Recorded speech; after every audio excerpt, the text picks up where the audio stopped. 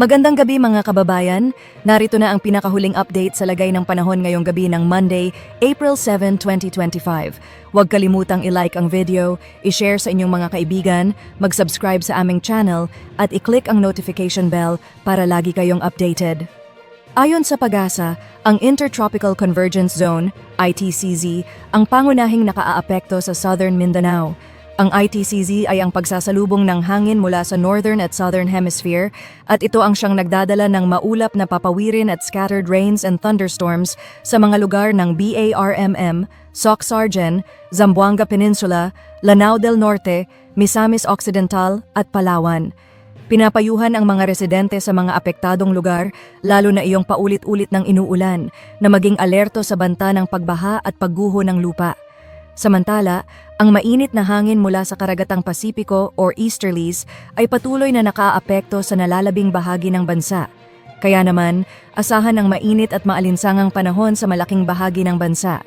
Sa Metro Manila at nalalabing bahagi ng bansa, inaasahan ang fair weather conditions bagamat may posibilidad ng mga localized thunderstorms, particular tuwing hapon at gabi. Sa ngayon, wala pa ring namomonitor na low pressure area o bagyo sa loob o malapit sa Philippine Area of Responsibility. At sa ating weather forecast for tomorrow?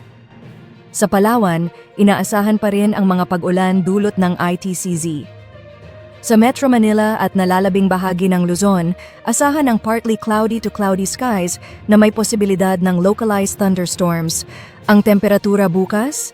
Metro Manila, mula 24 hanggang 33 degrees Celsius, Baguio City, mula 20 hanggang 25 degrees Celsius, Lawag, mula 25 hanggang 33 degrees Celsius, Tuguegarao, mula 24 hanggang 34 degrees Celsius, Legazpi, mula 25 hanggang 32 degrees Celsius, Tagaytay, mula 23 hanggang 31 degrees Celsius, Puerto Princesa and Calayan Islands, mula 26 hanggang 32 degrees Celsius.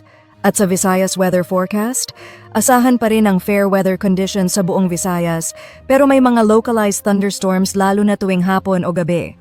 Ang temperatura sa Visayas, Cebu and Iloilo, mula 26 hanggang 32 degrees Celsius, Tacloban, mula 25 hanggang 32 degrees Celsius.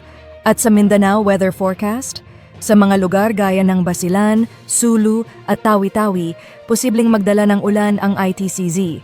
Sa ibang bahagi ng Mindanao, mas maayos ang panahon ngunit may mga localized thunderstorms pa ring inaasahan.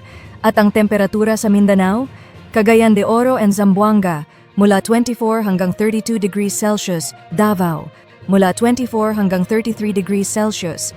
At sa ating lagay ng karagatan, sa ngayon, wala pong gill warning na nakataas sa alinmang bahagi ng karagatan ng Pilipinas. Sa ating 3-day weather outlook, sa mga pangunahing lungsod gaya ng Metro Manila, Baguio City at Legazpi City, asahan ang partly cloudy to cloudy skies na may posibilidad ng mga localized thunderstorms. Ang temperatura sa Metro Manila, mula 24 hanggang 33 degrees Celsius, Baguio City, mula 20 hanggang 25 degrees Celsius, Legazpi City, mula 25 hanggang 32 degrees Celsius.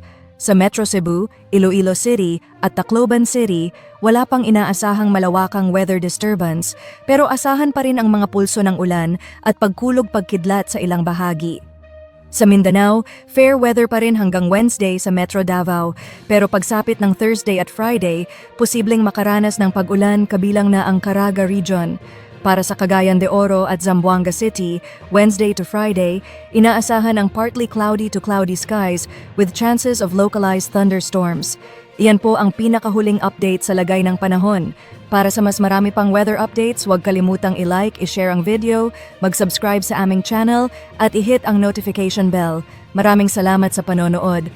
Mag-ingat po tayong lahat at manatiling alerto.